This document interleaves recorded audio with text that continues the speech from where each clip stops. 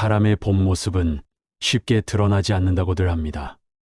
겉으로는 천사 같은 얼굴을 하고 있으면서도 속으로는 칼을 갈고 있는 사람들이 있으니까요. 그리고 저는 평생 잊지 못할 한 사람을 통해 그 말의 진실을 뼈저리게 깨달았습니다. 그 사람은 다름 아닌 제 사위였습니다. 처음 정우를 본 날을 아직도 생생히 기억합니다. 늦가을 바람이 차가웠던 어느 날, 딸 수진이가 집으로 남자친구를 데려온다며 설레는 목소리로 전화를 했습니다. 아버지, 저 소개해드릴 사람이 있어요. 그 한마디에 제 마음도 괜히 들떴죠. 딸이 28, 이제 결혼할 때가 됐다는 생각도 들었고, 어떤 청년이길래 수진이 문에 들었나 궁금하기도 했습니다. 그날 저녁, 문 앞에 선 청년을 보는 순간 저는 순간적으로 안도했습니다. 옷차림은 단정했고, 머리도 단정히 빗어 넘겼으며, 무엇보다도 눈빛이 참 진지해 보였거든요.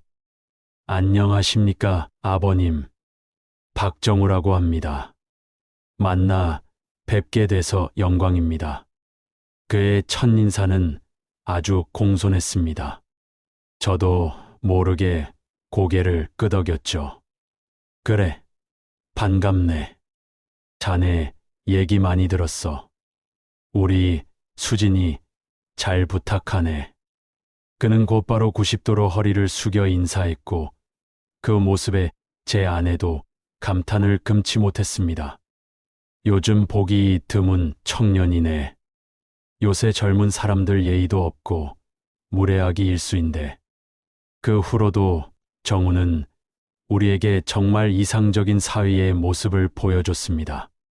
명절이면 저보다 먼저 와서 장모가 될 집사람과 시장을 보고 앞치마를 입고 전을 붙이고 손님 맞을 준비를 도왔죠. 설거지라도 하겠다고 고무장갑을 끼고 부엌에 서 있는 모습은 정말 보기 드문 풍경이었습니다. 못하게 말려도 우걱우걱 우기며 하리를 찾아 하고 있었습니다. 아버님, 어머님, 이런 일은 제가 해야죠. 두 분은 좀 쉬고 계세요. 아니야. 손님이 무슨 설거지를 해. 이제 가족인데요. 가족끼리 손님 대접이 어딨어요? 우리는 서글서글하고 털털한 정우를 보며 웃음을 멈출 수가 없었습니다. 결혼식도 올리기 전 예비 처가집에 와서 저렇게 행동하니 어찌 마음이 안 놓이겠습니까? 딸 수진이도 행복해 보였고 두 사람은 데이트 때마다 사진을 찍어 보내오며 얼마나 잘 지내는지 자랑했습니다. 결혼 이야기가 오갈 때도 정우는 한치의 욕심도 내비치지 않았습니다. 저희는 소박하게 하고 싶습니다. 양가 부모님께 손 안 벌리고 저희 둘만의 힘으로 시작해보고 싶습니다.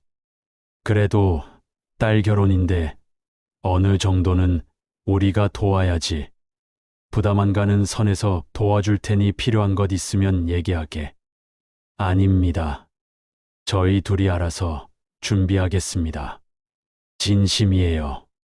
그 말에 저는 속으로 이런 생각을 했습니다. 이 녀석 진국일세, 우리 수진이를 믿고 맡겨도 되겠구나. 그때까지만 해도 저는 그의 겉모습만을 보고 믿어버렸던 겁니다. 결혼식 날 그는 마치 드라마 속 주인공처럼 울었습니다. 주례사의 마지막 말이 끝나자 눈물을 펑펑 흘리며 저에게 다가와 두 손을 꼭 잡았습니다. 아버님, 정말 감사합니다. 이 귀한 딸을 저에게 맡겨주셔서요. 평생 지켜줄게요. 그 한마디에 제 눈시울도 뜨거워졌죠. 그 후 몇 달 동안은 모든 게 완벽했습니다. 두 사람은 신혼여행에서 돌아오자마자 열심히 직장 생활을 했고 주말마다 우리 집에 와서 저녁을 함께 먹었습니다. 정우는 술자리에서도 저를 깍듯이 대했죠. 아버님, 제 잔 한 잔 받으세요. 앞으로도 건강하게 오래오래 저희 곁에 계셔 주세요. 그래, 자네 같은 사위를 얻어 내가 얼마나 안심이 되는지 자네는 모를 거야. 우리 수진이 잘 부탁하네. 그럼요, 걱정 마세요, 아버님. 수진이를 위해서 목숨까지 바칠 수 있어요.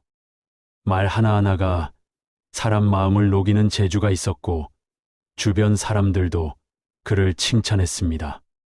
사위가 아주 반듯하던데요. 수진이는 시집 잘 갔네. 저런 사위 요즘 귀해. 저도 점점 그를 믿었습니다. 믿음이 쌓일수록 경계는 허물어졌고 어느 순간부터 그는 우리 집의 한 일원처럼 자연스럽게 스며들었습니다. 주말이면 제 차를 세차해 주겠다며 마당에서 물을 뿌렸고 제 아내의 생일엔 꽃과 케이크를 준비해서 깜짝 이벤트까지 열어주었습니다. 장모님, 생신 축하드려요. 이 케이크는 직접 제 손으로 만들었어요. 어머, 직접 만들었다고? 세상에 고마워라. 정말 고맙네. 별 말씀을요. 사위로서 이 정도는 해야죠. 그럴수록 저는 마음이 놓였고 어느 날은 술 기운에 제 속마음을 털어놓기도 했습니다. 정우야, 너 같은 사위를 얻은 게 내 인생에서 큰 행운인 것 같구나. 그는 어김없이 진심 어린 미소를 지으며 대답했습니다. 저도요, 아버지. 앞으로 더 잘할게요. 그때까지만 해도 몰랐습니다. 그 모든 말과 행동이 치밀하게 계산된 포장지였다는 걸. 그가 웃으며 다가오는 순간조차 속으로는 제 재산을 숫자로 계산하고 있었다는 것을요. 그의 두 얼굴은 아직 나타나지 않았습니다. 아니, 어쩌면 이미 나타나 있었지만 우리가 알아채지 못했는지도 모릅니다. 지금 생각해보면 작은 징조들이 있었어요. 딸 수진이가 가끔 친정와서 뜬금없이 정우가 부동산에 관심이 많아졌대요라는 말을 하기도 하고, 사위 정우가 저에게 아버님이 소유한 토지 위치가 참 좋네요. 팔거나 개발하면 돈 좀 되겠어요라고 넌지시 말했을 때도 저는 그냥 젊은이의 열정 정도로 치부했습니다. 하지만 그 모든 말과 행동이 하나의 큰 그림 안에 있었다는 사실을 깨닫는 데는 그리 오래 걸리지 않았습니다. 그의 진짜 얼굴 모습을 드러내는 데에는 그날 카페에서의 우연한 목격 한 번이면 충분했으니까요. 하지만 그는 아직은 가면을 벗지 않았습니다. 철저히 숨기고 나를 지켜보고 있었습니다. 그는 여전히 완벽한 사위였습니다. 아니, 완벽한 척하는 사위였죠. 우리 가족의 신뢰를 얻고 의심을 지우고 경계를 허물기 위해 그는 누구보다 열심히, 누구보다 진심인 척했습니다. 그리고 바로 그 척이 우리 가족을 벼랑 끝으로 몰아넣을 치명적인 칼날이 되어 돌아올 줄은 그 누구도 예상하지 못했습니다. 사람의 본심은 언제나 가장 방심한 순간에 드러나는 법입니다. 저도 한때 정우를 우리 가족 중 가장 성실한 사람이라 믿었죠. 하지만 그 믿음은 어느 평범한 오후 아주 사소한 우연 하나로 산산이 부서지고 말았습니다. 그날은 회의가 일찍 끝나는 날이었습니다. 집으로 바로 가기엔 이른 시간이어서 근처 카페에서 커피 한잔하며 쉬기로 했죠. 그런데 주문을 기다리던 중 창가 쪽에 앉아있는 낯익은 뒷모습이 눈에 들어왔습니다. 자세히 보니 사위 정우였습니다. 어라? 정우 아니야? 처음엔 반가운 마음이 들었습니다. 회사에서 일이 일찍 끝나서 잠깐 들렀나 보다 생각했죠. 그런데 곧 이상한 점이 눈에 띄었습니다. 정우는 누군가와 마주 앉아 있었고 평소 저에게 보이던 온화한 미소 대신 날카롭고 진지한 눈빛을 하고 있었습니다. 그리고 그의 입에서 흘러나온 말은 충격 그 자체였습니다. 그 땅이 최소 50억은 갑니다. 지금은 농지처럼 보이지만 도시 확장구역에 포함되면 말 그대로 금싸라기 땅이에요. 그래서 어떻게 손에 넣을 건데? 간단합니다. 지금은 장인 단독 명의로 되어 있지만 조만간 수진이와 공동 명의로 만들어 놓고 투자 명목으로 담보 설정하면 돼요.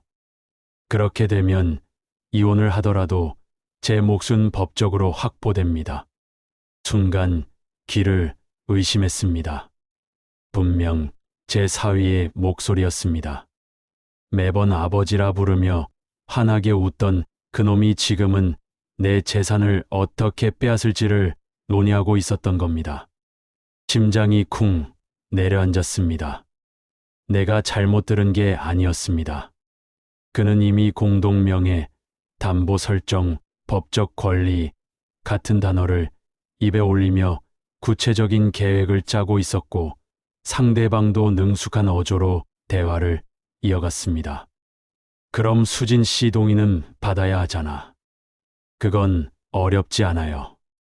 사랑하는 남편이 하는 일이라면 당연히 믿죠.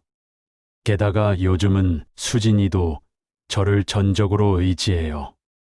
말만 잘하면 땅 문서쯤은 금세 가져올 수 있을 겁니다. 그 순간 머릿속이 새하얘졌습니다.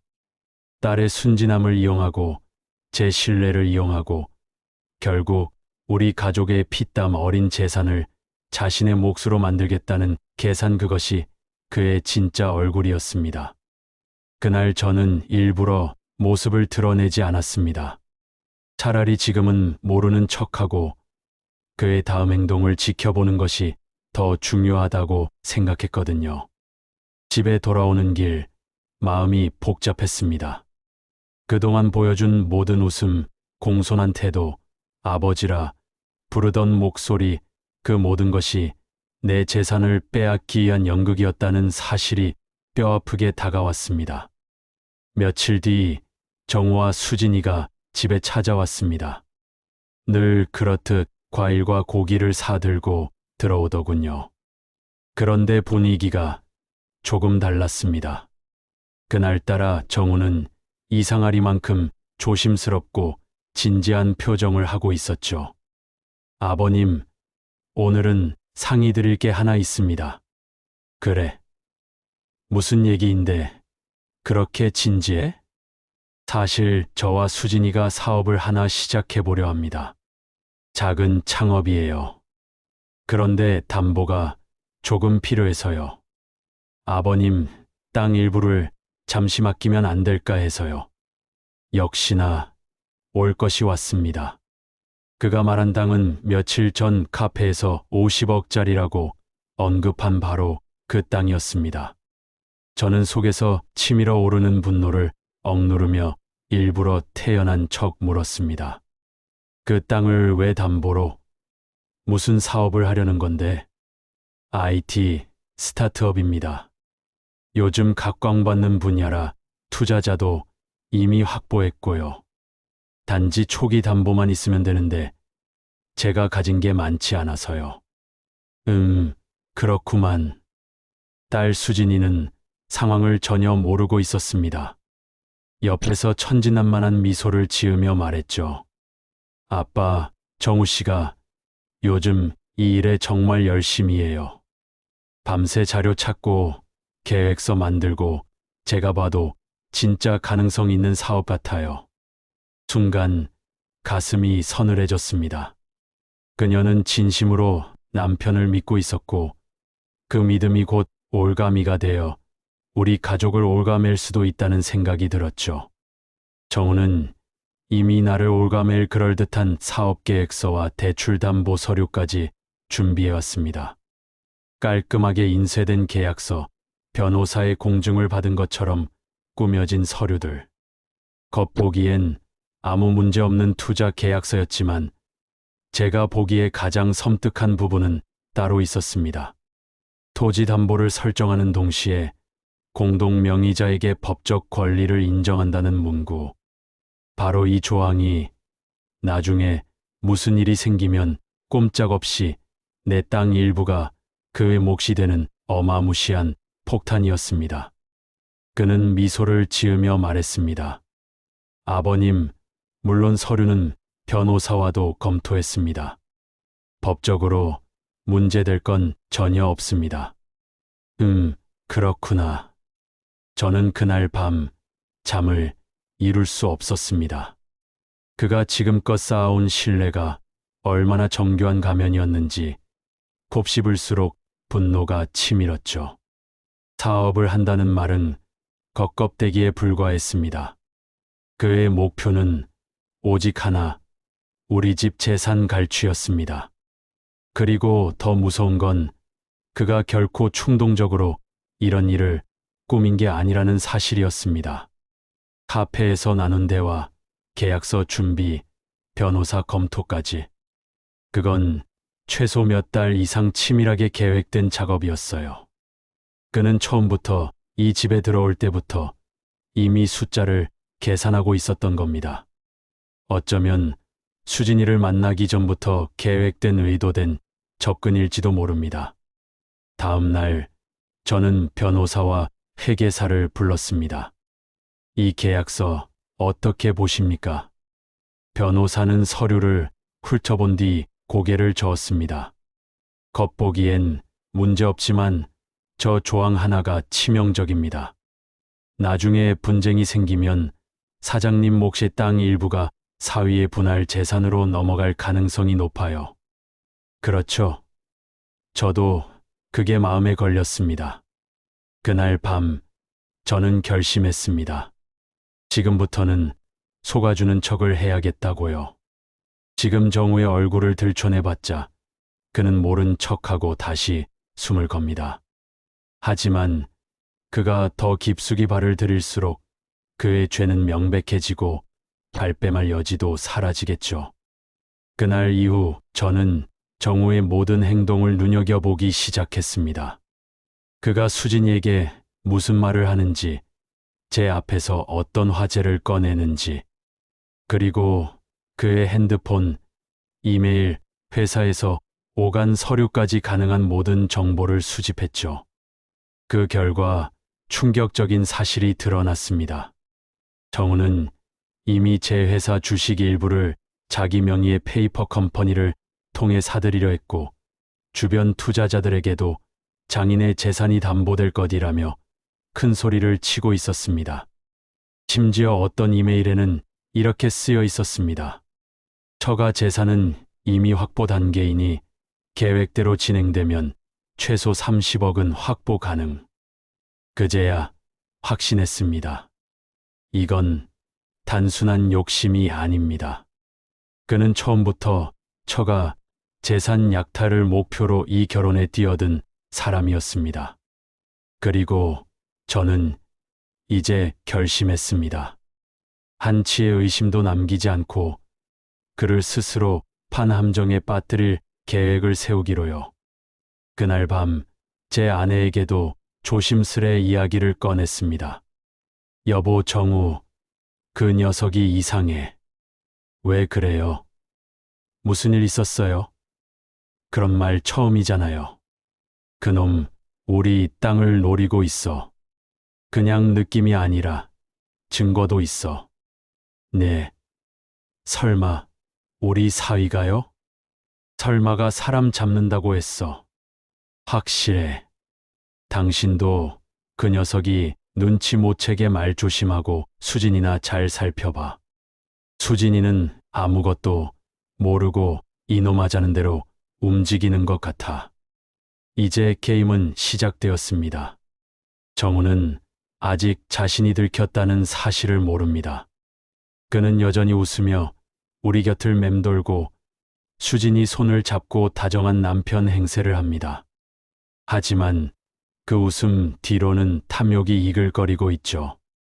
그리고 저는 그 탐욕이 자기 목을 조르는 밧줄이 되도록 만들 것입니다.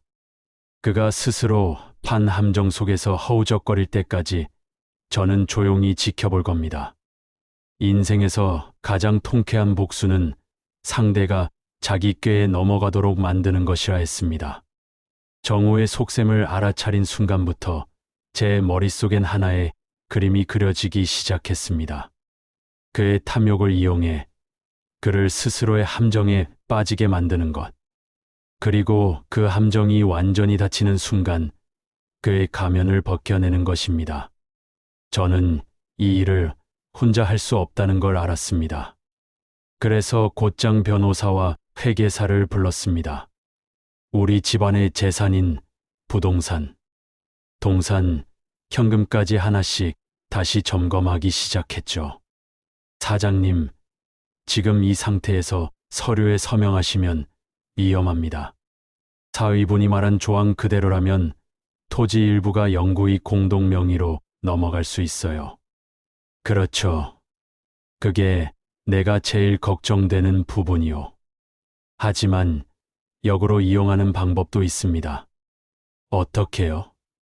그 조항을 미끼로 사용해서 사위분이 명백한 불법 행위를 하도록 유도하는 겁니다. 그 말에 제 눈이 번쩍 뜨였습니다. 그렇습니다. 지금 정우는 합법적인 척을 하고 있지만 그 안엔 수많은 불법의 씨앗이 숨어 있었죠. 그가 조금만 욕심을 부리면 증거는 스스로 쌓아 올리게 될 겁니다. 저는 바로 계획을 짰습니다. 겉으로는 모든 걸 믿고 맡기는 것처럼 연기하되 뒤에서는 치밀하게 증거를 확보하는 것이 핵심이었습니다. 먼저 저는 정우의 제안을 수락하는 척했습니다. 그래, 정우야. 자네 말대로 해보자. 사업이란 게 처음엔 담보도 필요하고 그러지. 정말입니까, 아버님? 그래. 대신 서류를 내가 좀 검토해야겠어. 내 땅이 걸린 일이니까. 그럼요, 당연하죠. 감사합니다, 아버님. 정우는 그날 집을 나서며 입가에 웃음을 감추지 못했습니다. 아마 속으로 이렇게 외쳤겠죠. 됐다. 이걸로 반은 성공이다. 며칠 후 그는 계약서를 다시 들고 왔습니다. 이번엔 훨씬 정교했습니다. 조항도 완화된 것처럼 보였고 문장도 합리적으로 다듬어져 있었죠. 하지만 변호사는 단번에 말했습니다.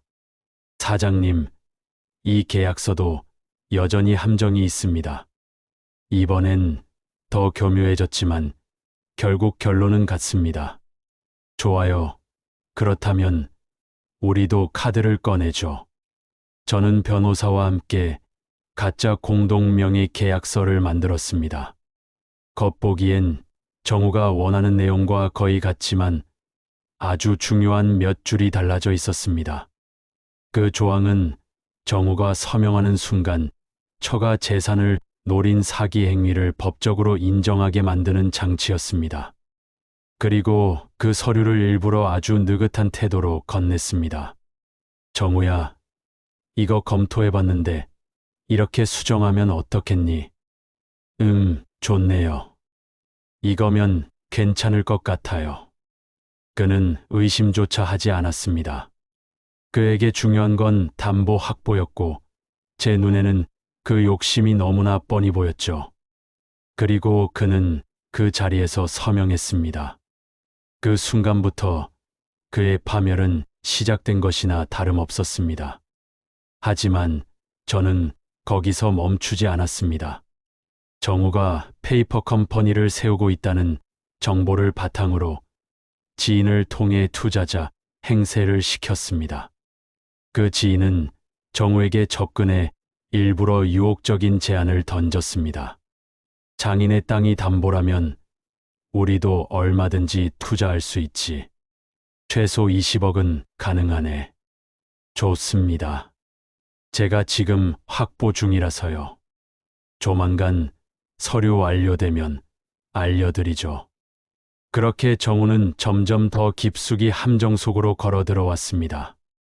이제 그는 단순히 생각만 하는 게 아니라 제3자에게 허위 사실을 유포하고 장인의 재산을 담보로 한 투자 유치 행위를 하고 있었죠. 이건 명백한 사문서 위조와 사기 미수였습니다. 그 사이 저는 경찰, 국세청, 그리고 제 변호사 팀과도 접촉했습니다. 증거 확보만 되면 이건 사기 및 사문서 위조로 충분히 구속 가능합니다. 그 말에 제 마음이 한결 가벼워졌습니다. 며칠 뒤 결정적인 기회가 찾아왔습니다. 정우가 저에게 다시 찾아와 마지막 서명을 요청했죠. 아버님, 이 서류만 완성되면 바로 투자금이 들어옵니다. 이제 시작이에요. 그래? 그럼 내가 오늘 밤에 서명하고 내일 아침에 건네주마. 감사합니다. 역시 아버님은 제 든든한 후원자세요. 그가 집을 떠나자마자 저는 변호사에게 전화를 걸었습니다.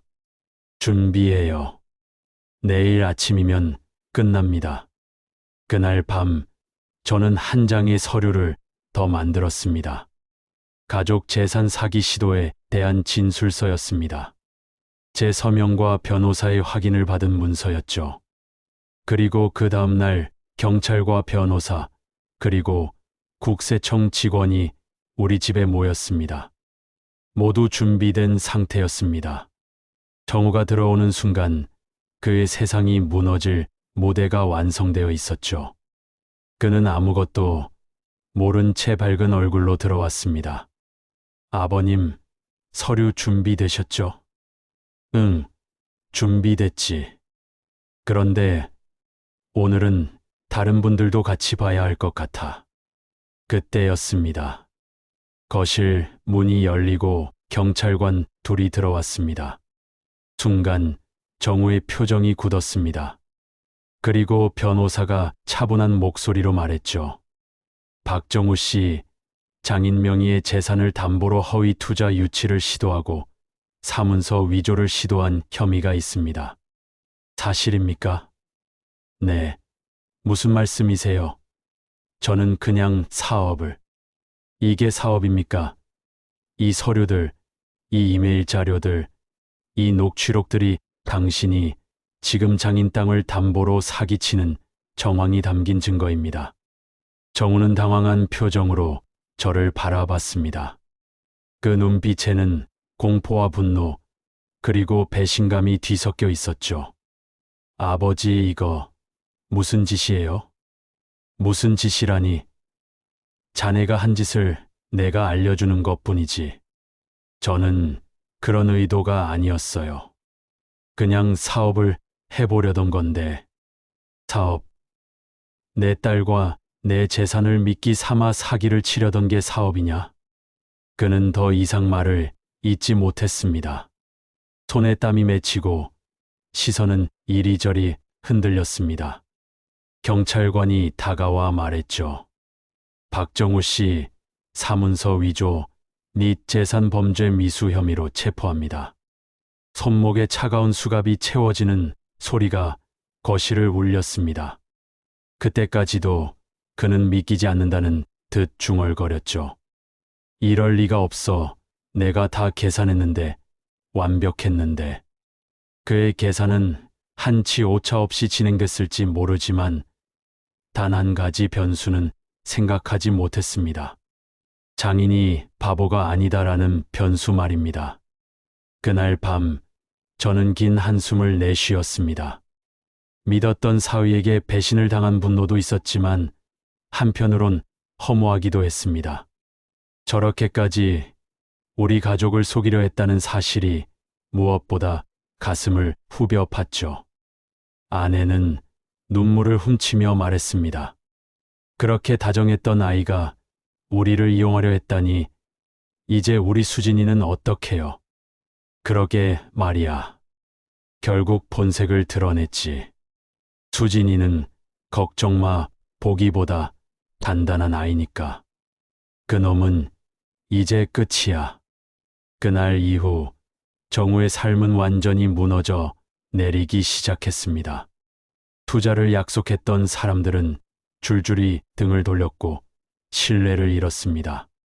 그의 계획은 송두리째 무너졌고 이제 남은 건 재판뿐이었습니다.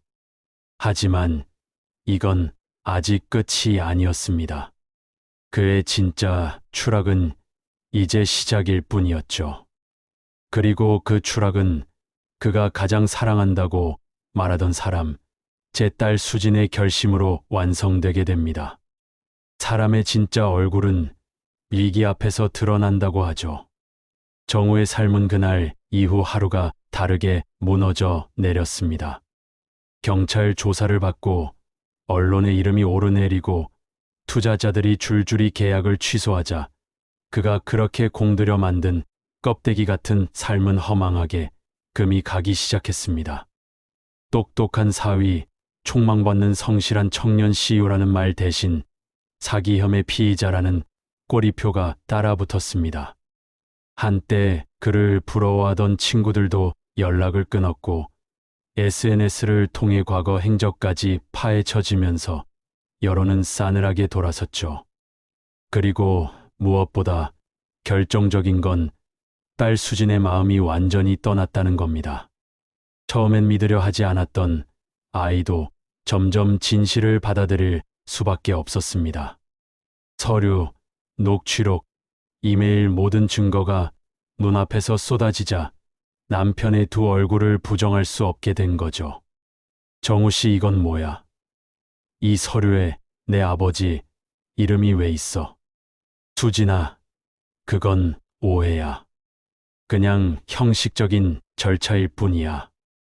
형식적인 절차. 아빠 재산을 담보로 잡고 투자를 받으려 한 게 형식적인 절차야? 난 다 우리를 위한 거였어. 너와 나, 그리고 미래를 위한.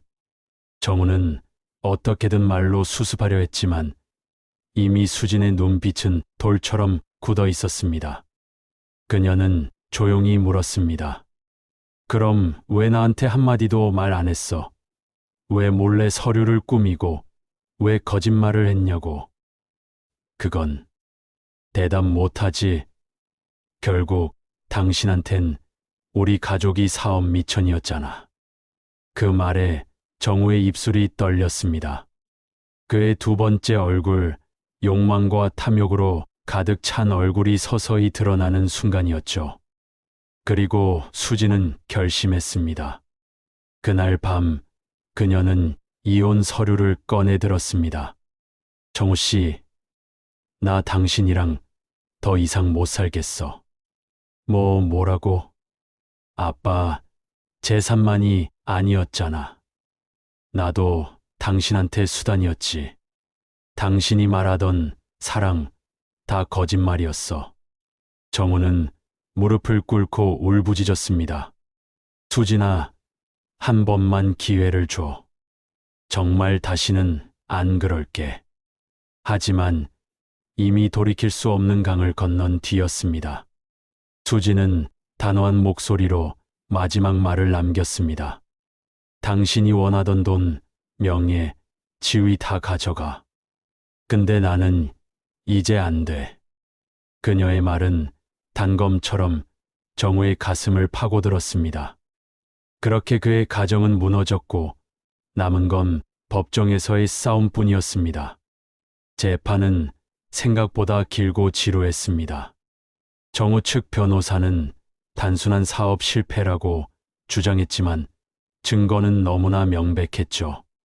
사문서 위조, 투자 사기 미수, 재산 편취 기도, 죄목이 줄줄이 이어졌습니다.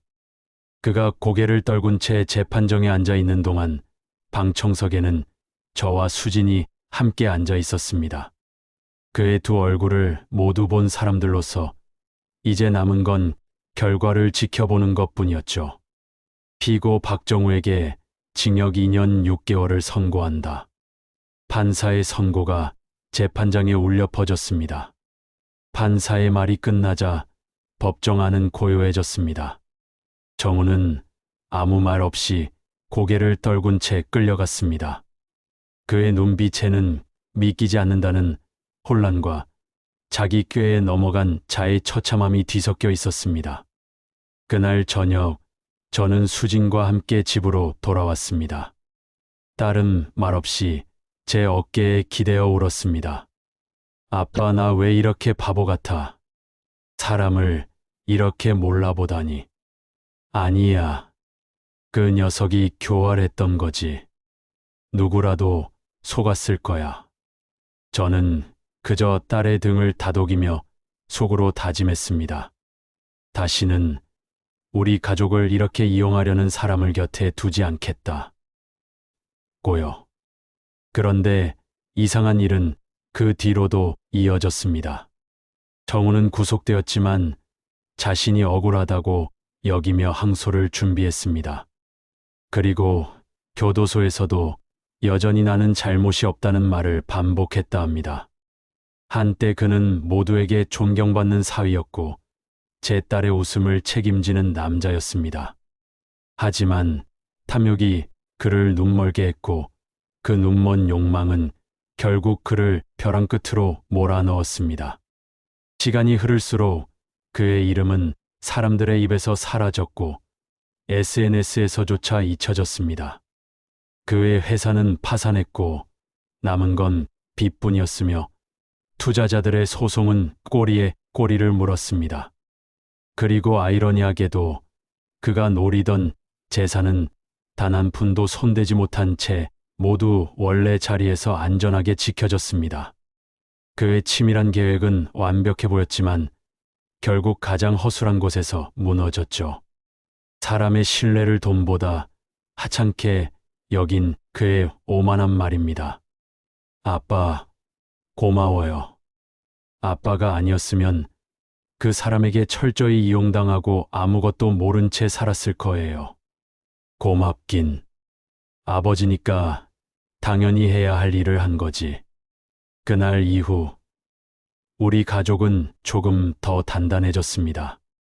한때 웃음소리로 가득했던 집에 잠시 그림자가 드리웠지만 그 어둠은 이제 과거가 되었습니다. 우리는 서로를 더 깊이 믿게 되었고 딸은 서서히 새로운 삶을 준비하기 시작했습니다. 하지만 정우의 이야기는 아직 끝난 게 아니었습니다. 그의 몰락은 단순히 감옥행으로 끝나지 않았고 세상이 그를 완전히 잊기 전에 한 가지 더 치명적인 사건이 기다리고 있었죠. 그 사건이 바로 그의 인생을 완전히 끝장내는 결정타가 될 것이었습니다. 정우가 수갑을 찬 채 재판정에서 끌려나간 그날 이후 우리 가족에게는 고요한 시간이 흘렀습니다. 처음엔 분노와 상처가 너무 커서 하루하루가 힘들었지만 시간이 지날수록 우리는 조금씩 평온을 되찾아갔죠. 그러나 한 가지 불편한 진실이 남아 있었습니다. 정우는 감옥 안에서도 여전히 반성하지 않았다는 것. 그는 나는 잘못이 없다는 말을 되풀이하며 기자들에게 억울함을 호소하고 심지어 교도소 안에서 자서전을 쓴다는 소문까지 돌았습니다. 그 책의 제목은 놀랍게도 나는 장인에게 당했다였죠. 그 소식을 들었을 때 솔직히 웃음이 나왔습니다.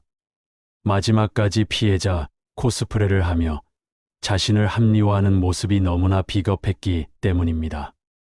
하지만 저는 거기서 끝낼 생각이 없었습니다. 그가 진짜 무너졌다고 말하려면 그가 가장 아끼던 것까지 무너져야 했습니다. 그가 집착했던 명예, 그리고 그의 이름. 그리고 그 최후의 한 방은 생각보다 간단한 데서 시작됐습니다.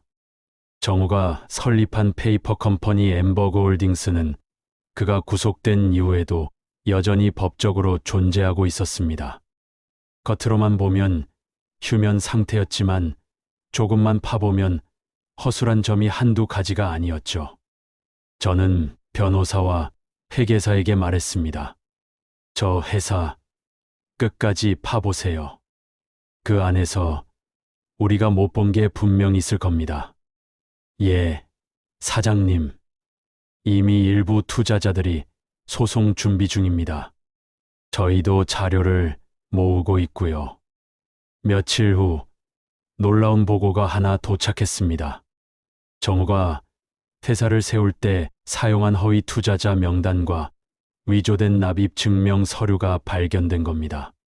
그건 명백한 회사법 위반이자 사기죄 추가 혐의였죠. 적법한 절차 없이 회사를 설립한 데다 결산 재무제표를 허위로 작성했으니 명백한 회사법 위반이었습니다. 이 사실이 검찰에 전달되자 재판은 다시 열리게 되었습니다. 법정에서 판사가 묻습니다. 피고 박정우, 본인이 대표로 있던 회사에 허위 출자 사실이 있음을 알고 있었습니까? 모릅니다. 회계사가 알아서 한 일이라. 하지만 이 서류에 서명한 건 피고 본인입니다. 그건 그냥 절차상 필요해서. 판사는 냉정하게 고개를 저었습니다. 피고는 범행의 심각성을 여전히 인식하지 못하고 있습니다. 이는 단순한 사기 미수가 아닌 조직적인 재산 편취 시도이며 피해자에게 큰 경제적 손해를 끼칠 수 있는 행위입니다. 그날 정우는 추가로 징역 1년 6개월을 선고받았습니다. 총 형량은 4년. 그리고 그의 회사는 법원 명령에 의해 강제 해산 조치가 내려졌죠. 그가 그렇게 지키려 애쓴 성공한 사업가라는 껍데기마저 산산이 부서진 겁니다. 하지만 진짜 사이다는 그 다음부터였습니다. 정우의 이름은 금융권 블랙리스트에 올랐고 향후 10년간 어떠한 사업도 등록할 수 없게 되었습니다. 그의 명의로는 대출조차 불가능했고 신용 점수는 밑바닥까지 추락했죠.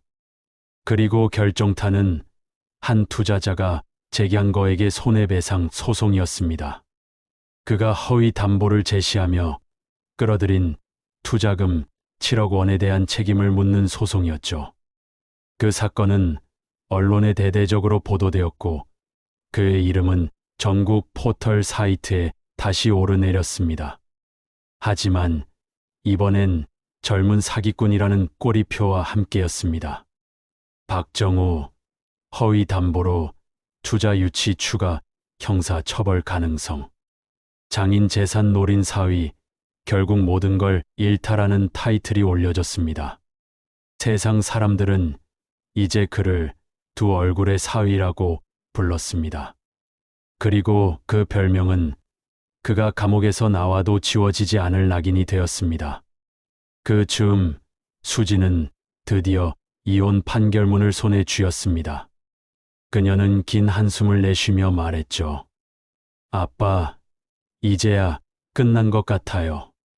그래, 잘 버텼다. 너도 많이 힘들었지. 응, 근데 이상해요. 속은 후련한데 참 허무하기도 해요. 그게 인생이지. 쓰레기를 치우고 나면 방이 깨끗해지지만 한동안 허전한 법이야. 그날 이후 우리 가족은 다시 웃음을 찾기 시작했습니다.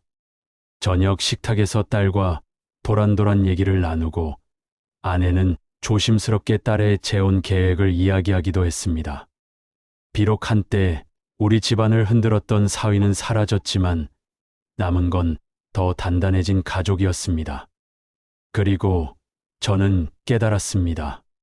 복수란 반드시 칼과 분노로만 하는 것이 아니란 거요.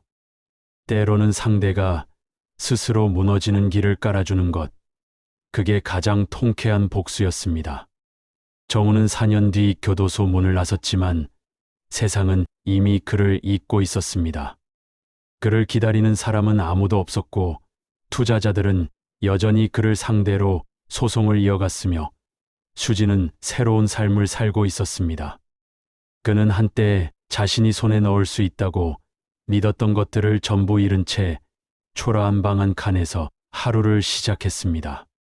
그의 전화를 받아주는 언론도 사업 파트너도 가족도 없었습니다. 어쩌면 그는 이제야 비로소 깨달았을지도 모릅니다.